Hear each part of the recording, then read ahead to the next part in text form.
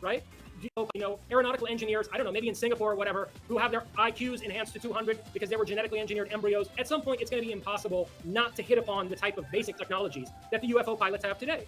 And if they're running a control system that we're ensconced in, do you really think that they're going to let us get to that point where we can achieve not only technological parity with them, where we could resist them, get out from under their control, right?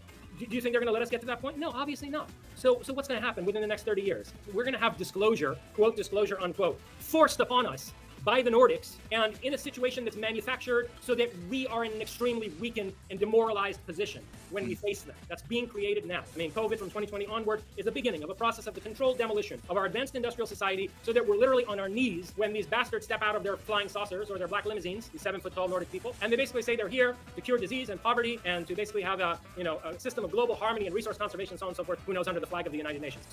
But here's the problem. That point in time is 20 to 30 years from now. If you want an alternative to that, meaning that we take these technologies and techniques into our own control and we refuse to be subservient to these overlords, we refuse to have them define our destiny, well, I'm sorry, but you're going to have to sacrifice the majority of the population of the planet, because the majority of the population of the planet are not even close to being able to make that transition in consciousness within the next 20 to 30 years. They're not close to making it within the next 200 to 300 years. And so we're faced with a choice. Either we can be majoritarians, we can be Democrats, and we can say, well, for the sake of the majority, we will go back under these overlords. We will surrender, and maybe someday on the distant horizon, we'll have an opportunity to rebel again. Maybe somehow, like after the destruction of Atlantis, slowly over thousands of years, we might build the Library of Alexandria again, only to have it burned by something else like Christianity. Right?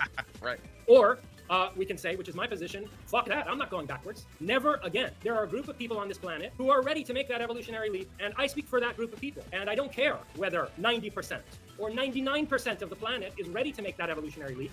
There are humans who are ready to make it, and as far as I'm concerned, there's no price too high to pay to make sure that that group of people, however small, does not wind up enslaved and oppressed under these overlords again. If the majority of the planet would basically unleash utter mayhem and vicious, violent chaos over the world, if they were to come into possession of whether it's zero-point energy or whether it's various psychotronic technologies or psychic techniques, like trainable psychokinesis at a high level, right?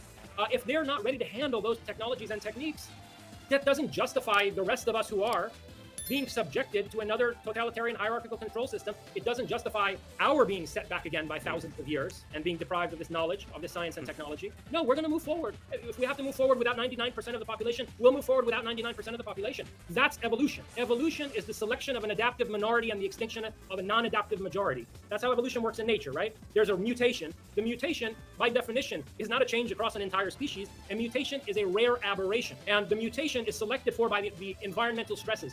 In this case, talking in social evolutionary terms, although there's an ecological dimension to this too, but talking in social evolutionary terms, the environmental stress is the situation we find ourselves in, with the imminence of the technological singularity, the need for UFO disclosure, the need to come into some kind of open public relation to these goddamn Nordics. And that's the selection pressure. And so if only a small adaptive minority has mutated to where it can become the kernel of a new species moving forward from there, well, I'm for the evolution of the new species. I'm not for mass retardation.